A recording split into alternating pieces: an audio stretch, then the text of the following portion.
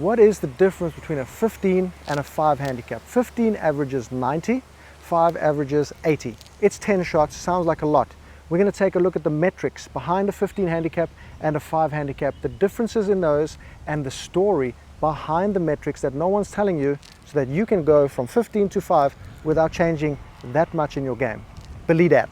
The first thing you'll see is the average tee ball of a 5 handicap is 240 yards. The average tee ball of a 15 handicap is 220 yards. Now that can give you the impression you need to hit the ball 20 yards further, but understand it's an average. So the 5 handicap is hitting between 220 and 260, giving him an average of 240. The 15 handicap is hitting between 200 and 240, 250, giving an average of 220. We're not going to add 20 yards. We're going to use our best 225 yard club to get the ball in play, not in fairway bunkers, no OB, no water or penalty areas, and that's our first start to slashing the score. A penalty area costs you 1.5 strokes, a lost ball costs you 2 strokes, and a fairway bunker costs you 0.5 strokes. Great, we're in play, but now we want to find 10 shots that we're going to cut on this round. The 10 shots are not going to come from distance, they're not going to come from anything special. They're going to come from good course management and planning for your shot shape to leave yourself easy shots around the green. We've got in play down here and we've left ourselves 150 yards. To hit greens in regulation, we need a great process, which we're going to set up in this video. The first step of that process is hitting the shot you can hit 9 times out of 10 from the tee, knowing you're not going to go in a hazard. So what we do from here to actually hit the green or give our chance at hitting the green is we have to pick the correct club. We'll elaborate more on aiming and shot shape in the next few holes, but let's go through club selection to give yourself a better idea of how to do it. The first thing you need to do is get yourself a GPS unit like this, which gives you front, middle and back distances. Because we have trouble on the front, we have a big ass bunker there, which is very difficult to get out of, I'm going to hit something that goes 150 to 170. So what I'm going to do is hit a lower lofted club to emulate your ball flight, or a lot of people's ball flights. Now this makes a humongous difference because getting in that bunker is almost certainly a bogey or double bogey. If we can avoid that, that's going to be great. So we're going to try hit this 150 to 170.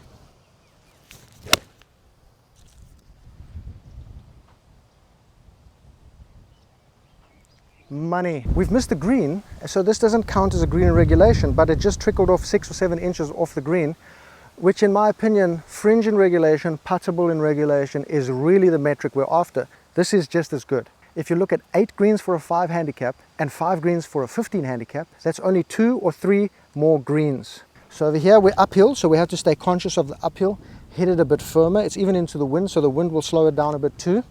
And let's just make sure we pick a line that's good enough. Uphill is going to reduce the break, so we'll go a little left and bash it. And that's just a money putt to about a foot.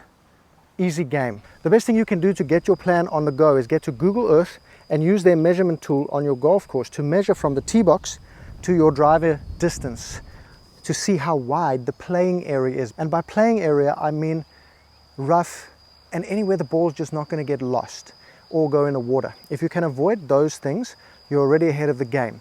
Now, if the widest area is shorter than your driver and your driver or your tee club goes into the narrowest area, you want to go back to the wider area. It's much better to be in a wider playable area than take on a narrow area because your dispersion left and right is pretty wide. I've done it on this course, and on this hole I want to avoid that bunker on the right because we know if we go in a fairway bunker, we lose 0.5 shots, and in my opinion, you lose an entire shot. It's very difficult. Gangbanger, if you want to add that 20 yards to your drive, you can try, but I would suggest doing it via lessons only. Learn to hit the ball better, more consistently. It's going to give you the 20 yards. Don't go out there and do speed training if you can't hit the center of the club face and have a good technique, because all you're going to do is spray it further left and further right. Imagine your shot off course, wherever it goes, and then on that line add 20 yards, and that's where you would be. If you're going to take lessons, just do it for the better ball striking and straighter shots, not for the distance. It will come by itself. So on approach here we have 159 to the front, 203 to the back and 180 to the middle. It's very easy to pick our club from 160 to 200, but we have to assess the area in front of us. We have a penalty area on the left, and we know if you go in there you're losing a lot of shots. And a 15 handicap is going in there like 2 or 3 times around, which is causing their scores to balloon. So just eliminating those down to 1 round maximum is going to bring you down so many shots. Now we pick our club, but we have to pick our shot shape. The shot shape is essential for aiming and acceptable area where we land, what I like to call the field goals. So when you put the field goal poles up, where is that acceptable area for you? For me, if I'm a 15 handicap trying to get to a 5, I want to be right of the pin, so I take that water out of play. So we'll put a line up there. And then I want to be right of the green, and we'll put a line up there. That's an acceptable field goal we can land in. What is our shot shape, and how do we get it to land in that area? And for that, we have to find an aiming spot based on our shot shape in general. So our shot shape is a little fader. Find something to aim at in the distance, a tree or something like that beyond the pin. It can be a mountain, it can be a house, whatever's around you, and you aim for that. So your shot shape brings the ball toward your field goal area, landing where you want it to go, and then you have an easy chip and an easy putt. Giving yourself better chips and putts is going to lower your score. We understand the ball is above our feet, so it might eliminate some of our fader, but we still keep this well right. We keep this well right. We set up to the tree behind the green. That's going to take into account our little shot shape left to right, and it's going to leave us in our field goal area.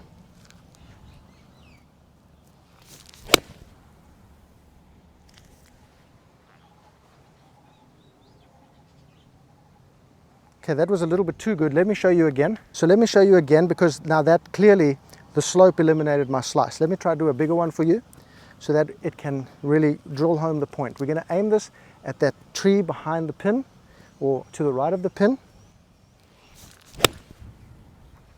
Man, I can't stop, yo.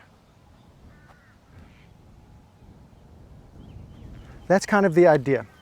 You play your style into your field goal, acceptable range, and once it goes in the acceptable range, you've hit a great freaking shot. Come on, let's go get up and down. Gangbanger, the reason I'm talking about the short game is that a 5 handicap is getting up and down 40%, 4 out of 10 times around the green. A 15 handicap is getting up and down 2 out of 10 times. 2 more up and downs gives you 2 shots. But I want you to push it further. I believe that you can get even more up and downs if, and this is the big thing about up and downs, it's the story behind the metric. The metric says 2 out of 10, 4 out of 10. The story is they miss in the wrong area, or they lose a ball off the tee, therefore they don't have an up and down scenario. Keep the ball in play, away from hazards, away from fairway bunkers, away from OB. And then on your next shot, get it into an area that allows an easier chip by aiming for your shot shape into your acceptable field goal range. Then when you're in your acceptable field goal range, you have to pick a chip shot that you can hit 9 times out of 10. You have many options around the green. I often go to putt. If you can do that, you're going to give yourself a lot of chances to not make big errors, chunks and duffs and fluffs and thins. Of course, you can go with a wedge. You know, in every situation there's going to be a different shot. Over here I'm going to try a 56. So you have to practice this. This is like, there's nothing you can do for the short game except take a lesson and practice your little ass off, because you're going to save so many shots. The other thing you can do to simplify your chipping is toe down chipping. I don't have the right club here for toe down. 7-iron, you could bump and run if you wanted to, but I might just take the 56 and try a toe down if I'm not feeling confidential with my normal pitch shot. And this chip eliminates so much guesswork because it rolls out very true. It gives you a chance to land the ball onto the green like a yard or two and roll up to the hole, and it takes out a lot of your wrists where that's where you're getting the chunks and fluffs. And you can just practice this on the practice green from all kind of lies, and you're going to find your game, your score just drop like a rock, because you're getting up and down more and you're thinking your way around the golf course, which all compounds to add up to much lower scores. So a 56 degree toe down, not really something I do often, but look at that. Toe down chipping saves so many short games, and that's how you can get up and down for a par ski without even being that impressive. I always stress the importance of the putts inside 5 feet. If you can get to elite level inside 5 feet, you're going to shave shots off your game like crazy, because we're planning correctly, and then when you hit your chip, your bunker shot, your pitch, your first putt, you're going to leave the putts and chips inside this 5 foot range. If you can get to 8 out of 10 5 footers like a PGA Tour Pro, you're going to be money. And it does sound unrealistic, but it's not, because it's only 5 feet. It's only 5 feet. You don't need power, you don't need height, you don't need long arms, you don't need to be a former linebacker to be able to make putts inside 5 feet. If you see how everything is interconnected, you're going to be a much better, more enlightened golfer. This is where it starts, from the hole backwards. If you can do this, you can chip, You can hit approach shots with less pressure. You can hit tee shots with much less pressure, not chasing distance, just avoiding disaster. You can make pars on short par 3s, short par 4s, and short par 5s. On the golf course, there's probably 8 of these holes, and in the other holes, you're suddenly going to make some pars that you weren't expecting.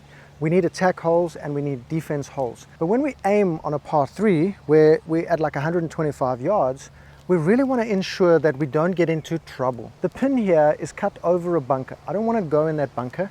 And according to my little GPS device, the front of the green is 110 yards. So I have to hit a club that will not go shorter than 110, even with a puffy strike, and 142 to the back. So if I go anywhere from 111 to 142, 30 yards, I'm going to be money. Then we have wind of the left and we have a big fat part to the right of the green. So we go with our shot shape, we take it into account and also take the wind into account. We set our field goals and then we use the club that's going to go in that distance range, taking into account our shot shape. Doing that, we ensure either a putt or a chip, and then we have a chip from the fat side, not from one of these bunkers here, which is disaster. So my particular field goal will be just left of the pin, all the way to the right edge of the green. I'm hitting much lower loft than I normally would to emulate different ball flights. Well, that's one, of course, thank you very much. So a little fader like that, taking into account our field goal, and we've missed it to the right onto the flat portion there. Now look, this may seem like it's too easy and you can't do this because you're going to duff and fluff all your shots. I don't believe 90 shooters duff that many shots. They just take the wrong shots and aim for the wrong targets. I've put this ball in the most chippable area around the green. That makes chipping much easier. Your chipping numbers get better when you leave yourself easier chips. They get worse when you short side yourself, when you get onto a position that you can't get up and down from. Everything in golf compounds. You hit good tee shots, not into hazards, by taking the 9 out of 10 choice. You take the 9 out of 10 choice with your shot shape to go into your acceptable field goal range. From your field goal range, you chip easy chips because you put them into great positions, and then you make putts inside 5 feet. It all compounds. So you don't just slash 2 shots here, 3 shots there. You slash in one round 10 or 12 shots like that when it all fires. Putting is probably my favorite of the green. Let's see how it works out there. Nearly in the hole. The other thing we like to do is the toe down chipping, remember? Look at this caddy. What a caddy. The other thing I like to do is toe down chipping. So we take a little 8 iron here, bump it on the front there, and let that roll out to the hole as well. And look at this, almost in the cup. This is the best way to simplify your game. I just give myself the easiest chip. I use the fade. You can do all these things. You just need your shot shape. The elements of scoring are the same for every single golfer, regardless of handicap. The only thing that change is your discipline to stick to the plan, the actual plan you make, and that you have one, and then your skills. When your skills upgrade, everything gets better too. If you look at golf, everything compounds on top of each other. Not one thing is going to cure your game. If you try go for distance, you're not going to improve your score. You need to improve certain skills that you're weak in, improve your plans, and then improve your discipline and mental game, not to get upset when your plans don't go exactly as you wanted. Always remember, we're trying to avoid the hazards and the fairway bunkers. We're not going to hit a club that goes long enough to go into those fairway bunkers, and we're going to hit so far away from the water on the right, and thanks to Google Earth, we know we can go very far left. The going far left is a nipple licker. It opens up the hole very nicely.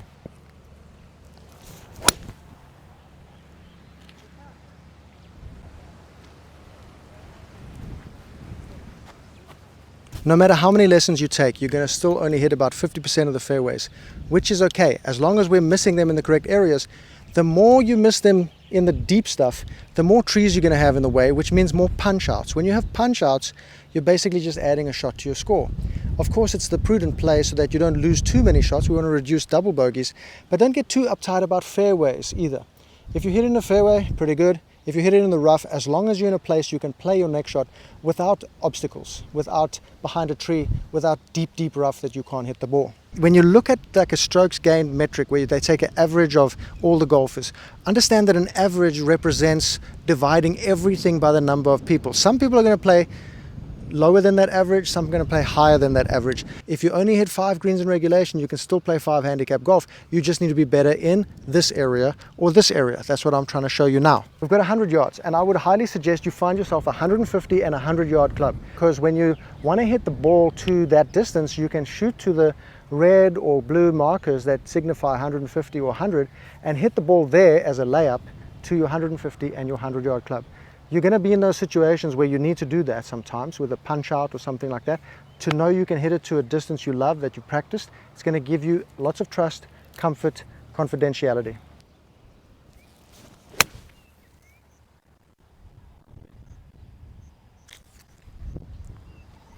Ah, beautiful. One of the quickest ways to slash that score is to stop 3-putting. 3 putts happen. They're not going to be completely gone from your game. Even a 5 handicap is going to 3-putt once a round, once every 2 rounds.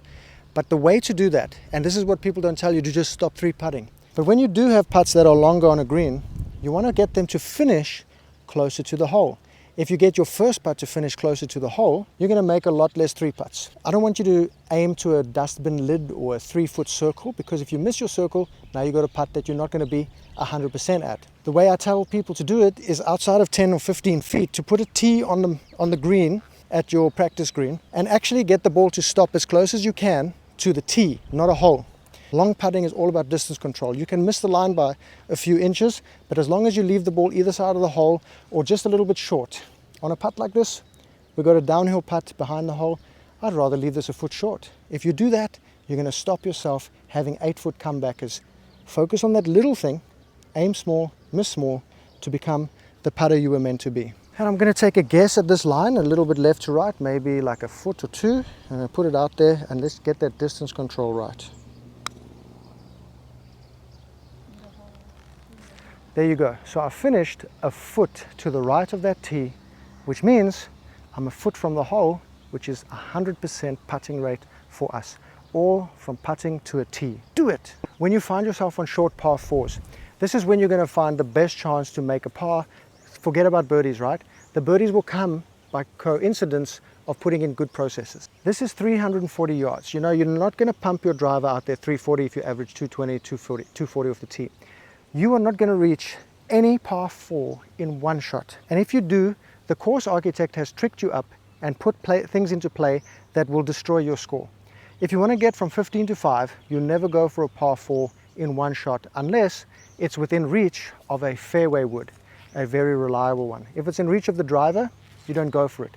You put it into a position and play smart. We have a war on dumb golf. It's not conservative versus aggressive, it's smart versus dumb. So let's be smart, let's not be stupid, and let's get the ball in with our normal tee shot and then have the shot that remains from here. That's going to be my 225 club, and hopefully I have about 120 yards to the hole. This is how we play.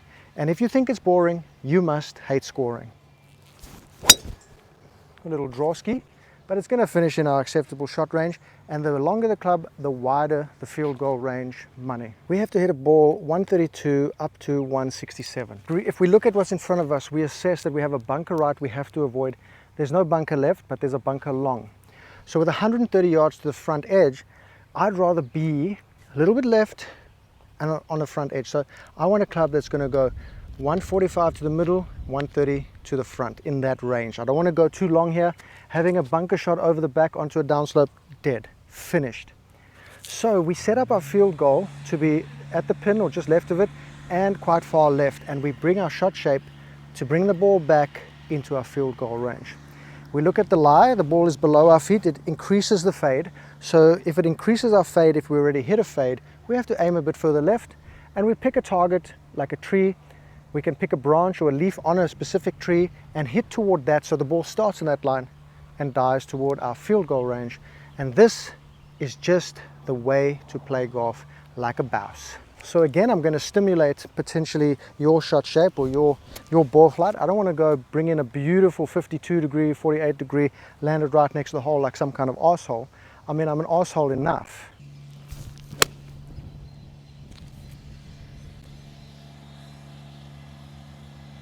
We have to be aware of uphill and downhill if we want to have better putting. Uphill, you have to hit the ball harder. Downhill, you have to hit the ball softer. Somebody cannot get off 90 to 100 because they're not paying attention to the slope of the green. Now uphill, one of the big things is leaving it short and then bashing it way past on your second putt. So get that speed control right. So when you're practicing, you're also taking into account slope, uphill, everything. Let's give it a whack. And that one isn't even enough because the greens are a bit slower today than normal. They haven't cut them 100%, but look at that. We've given ourselves the shot. And if we practice these putts, we're going to make them. I'll go try now. And if I miss this one, hey, I'm just like you, player. I'm just like you. I personally would putt from off the green and on the green without my glove, but I've got a blister and a plaster, and if I move the glove, it's going to rip the plaster off for some reason, which is going to be sore. Now I've left myself here a 5.5 footer, which is not ideal, but we take that as feedback. Okay, up the hill I've got to hit a little firmer the rest of the round, and then we adapt as we go. Don't get into the negative death spiral. I'm such a bad putter, look what I've done, I didn't get it close to the hole, I didn't do what Matt said and get it to 3 feet. It's okay, adapt as we go. Anybody?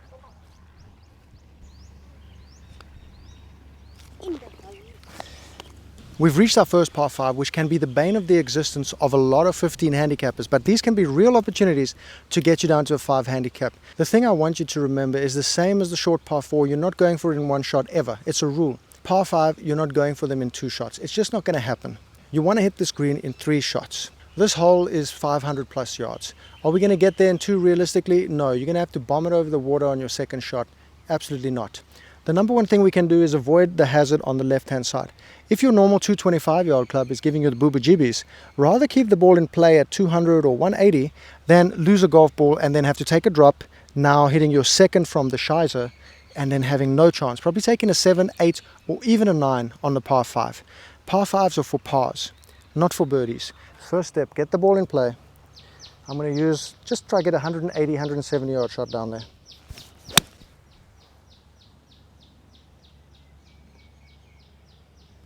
And that's going to reach just the front of the fairway, which is actually money. We're in play.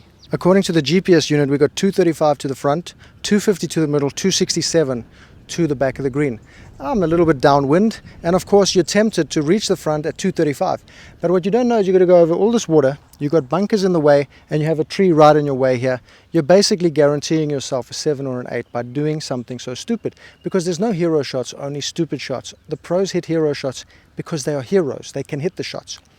So what we want to do is actually use our rangefinder and shoot it up to a place that's going to give us a beautiful free throw distance into the hole. And I'm going to show you how to do that right now. So what I really like to do is use my REDTIGER rangefinder to shoot to the markers. We have a 150-yard marker and a 100-yard marker to the left, and we try hit a shot according to the rangefinder distance to leave ourselves that shot in. Now I'd love a 100-yard shot into this par 5 green. It's an absolute free throw distance for me. You want to know your free throw distances. There can be a pitch shot of 50 yards, 30 yards, 80 yards, 120 yards. Doesn't matter what your free throw distances are, and you can have multiple of them. The more free throw distance you have where you're automatic, the better you're going to score. I don't want to bring the water into play, so I'm going to go over the right edge of the trees. If I hit a 150, 160 yard shot down there, I'm going to leave myself inside 130, 140 yards into the green, probably closer to 120, and that's money into a par 5. And we don't want to start playing toward the water. We want to play away from the water, because that way we ensure another shot. So right edge of that tree, even if it goes dead straight, it's not going in the water. And a little fader, maybe 140 yards down there, and that's an intentional play. We've intentionally put it up at the top of the fairway there to give us a shot across into the green. When you're in the rough, the spin is not predictable, the strike is not predictable. In the fairway, the strike is predictable. That predictability gives you a much better shot at hitting the shot you want to stop where you want it to stop in the area you want the thing to be. If you're in the rough closer, I would say even if I was 40 yards up here, I would be in a worse position than I am right now with this beautiful shot from a predictable lie. So fairways are not overrated. Fairways are the best place to hit your ball from to predict your shot. From there, you need to know the lie of every single shot in the rough. They don't look after the rough, so you get multiple lies in 1 square yard. 1 square yard can give you 50 different lies. On a fairway, you'll get 2 or 3 different kind of lies. Now my GPS is telling me it's 105 to 140 yards to the back. So I want to have a shot that's going to clear these 2 bunkers in front of us here, which is going to be the front edge of the green, 105. I want to hit this 110 to 140. What is it going to be for you? 110 to 140. 110 good strike or mediocre strike, 140 maximum strike. We're going to set up our goalposts erring more toward the left side for more space to chip.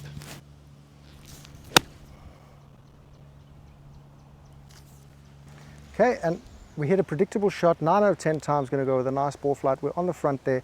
This is it. We didn't hit another green, but we're going to get up and down. Fairways get watered to make them green, make them lush.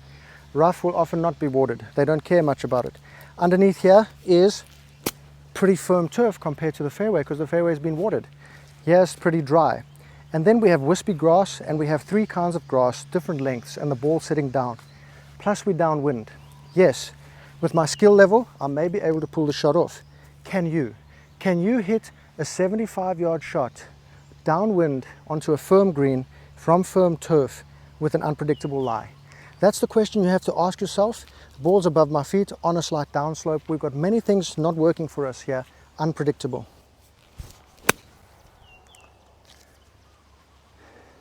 And that is no better. And it's not actually better because I'm actually 5 yards further away. Most people will not be able to even read that lie. So keep the ball in the lush turf. Come on, player. So we're going to try the 7-iron bump and runner. Didn't put much effort into that. And you can see it's not too bad. Leaves us about maybe a 3-footer. And then we go with a putter. And that one's going to roll just past the hole, about the same distance, 3.5 feet. Now I made this putt already, but I want to show you. Oh, I can't miss it. Let's say you're having a bit of trouble. Now in your mind you're expecting to make all of these, but you are going to miss them every now and then. Don't get so angry. Reset. Every putt has the same importance. Don't assign too much importance to one putt, because that's when you start to get angry. So rather, if you miss a putt, get back in the zone, reset, and make the next putt, and then wipe that slate clean, because the biggest thing holding you back as a mid-handicapper trying to get to a 5 handicap will be the mental game of staying on course with your plan, not getting disheartened when you don't go to plan, and then when you hit some bad shots and you have a bad hole, you fly off the plan, going on tilt, trying to, I don't know, smash longer than you ever have, or go cuckoo and forget what you're supposed to be doing. If you can get your discipline under control and your emotional well-being under control, you're going to drop a lot of shots from your score and even get down to a low single-figure handicap. I promise. One of the big arguments against this realistic style of play is that it puts too much pressure on your short game. While unfortunately, the short game is where the pressure is always going to be as an amateur golfer, since we miss most of the greens. When you miss most of the greens, you have to get up and down. That's just the way it is. If you eliminate the penalty balls off the tee, and you get the ball in play without losing one in out of bounds or in the water, you're going to get the ball up and around the green, and you're not going to hit the greens. You're going to have to chip and putt. So the thing about this style of play is it exposes your short game very quickly, and people get very triggered by that and think that it's some bad feeling, so they run away from it. You can't fix it by running and hitting long clubs. You have to go and work on the short game. That's just the nature of the game. On this one, a 410-yard par 4, that's pretty long for us. We only have 220 off the tee, and into the breeze here, probably only 200 or 210. What we have to do is accept that some holes are just not attack holes and are going to be bogey holes. We accept the 5 is a great score on this hole, and that is absolutely money to us. Every now and then, that low expectation is going to create a par for you when you get it up and pitch it onto the green and leave yourself a beautiful par. What a day. Most of the time, a bogey is going to be perfect. So we go to the wide part of the fairway here from 225, and from there, hey, let's just get near the green. Good shot, baby. Good shot. I've luckily cut the corner there, so I pushed myself closer to the target. If I had missed the target toward the left there, I'm going to have a longer shot, and I have to adapt my expectations. And that expectation is that if you can't hit the ball very far, let's say you have a 180-yard shot after your drive of 225, you need to practice your fairway woods and stock up on more fairway woods. You want to have a 5 wood, a 7 wood, hopefully a 9 wood. And if you like a hybrid, you want to get yourself some hybrids, a 3, a 4, a 5, a 6, whatever's going to fit into your game to give you that distance to go 170, 180, 190 after the tee shot. That's how my friend Didi did it, and he competed with everybody by being able to get his drive in play 230 against people hitting at 280, 290, and still compete with them, because he would then hit his fairway wood near the green and pitch and putt. That's how he got his handicap down. That's how you do it. So work on that game, hit a lot of fairway woods, get it right, you're going to be a great player. So I'm going to stimulate that for you. I'm going to hit a 9 wood here. You could realistically see the back of the green here playing about 190, 195 into the breeze. So what I want to do is set my field goal up. A bit difficult here because it's quite narrow because of those bunkers. The only thing I can do is go past those bunkers with a shot that goes 170. So we're going to hit that little fader. So we're going to aim it to the right edge of that bunker, and hopefully it fades back to our field goal and definitely carries the bunker on the right.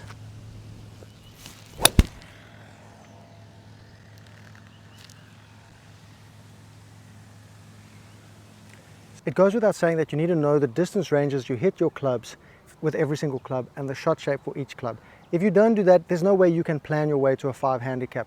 So the first step is to actually go do that, but that's pretty obvious. Now I've missed this one. I've missed out the bunker over here by hitting it long enough playing to the back edge, because I knew that if I could get past the bunker, I can chip, not the easiest chips, but better than a bunker shot. So we're not hitting many greens, which is a funny thing. And now we're going to take a pitching wedge. It's downhill. Remember, we want to take into account downhill, even on chipping, so that when we land it, it's going to roll out more. So we may have to take higher loft than we normally would on an uphill or flat chip. So I'm taking a pitching wedge instead of like a 9-iron, which I would normally do for this chip. And then we have to read it like a putt because it's going to roll out. And then let's try get ourselves another up and down. We're not going to make all of them.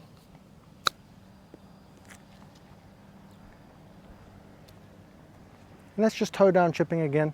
We've given ourselves maybe a 5.5 footer there. Hey, we're only going to make 7, 8 out of 10 of those. Sometimes the putts are going to be difficult. This is way outside the right side, and you have like a very small chance of making this putt. Oh, it just broke like a 1.5 cups.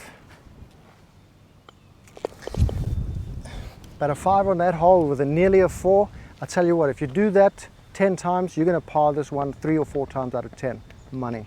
3. Now we're on the long par 3, and this is a defense hole. Mostly long par 3s will have some kind of bailout play, so you want to play toward the bailout. Don't play toward the trouble. We've got bunker long, bunker right.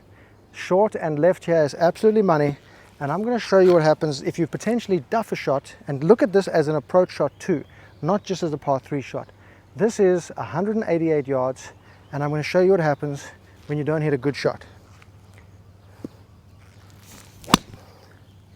This is the best guide to get from 15 to 5 handicap, and this alpha over here may be the best in the whole video. When you hit duff shots, when you hit layups, you're going to have pitch shots remaining. Partial pitch shots are very, very difficult for a 15 handicapper, but you can improve them by using one swing, multiple lofts. You use 150% swing. It just has to feel like 50%, and you change the loft. As you get closer to the hole, you increase the loft. As you go further from the hole, you decrease the loft. So from here, 65 yards or so, I'm going to use my pitching wedge and just go titties to the target.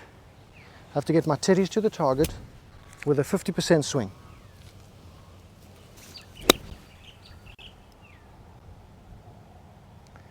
And that runs up to the hole up there, and we can use that every time we have a 60-yard shot. Then we move closer and we use higher loft. A little bit closer, maybe 40 yards, 45 yards. Now we take a 52 degree. So we go higher loft, same swing. Just a little 50% swing with our titties to the target.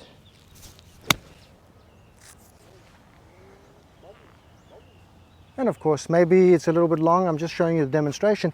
You want to go to a practice area and work on this. 50% swing, 3 different clubs, pitching wedge, gap wedge, sand wedge.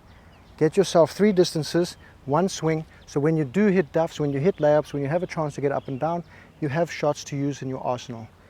That's how you do it. That's how you go from 15 to 5.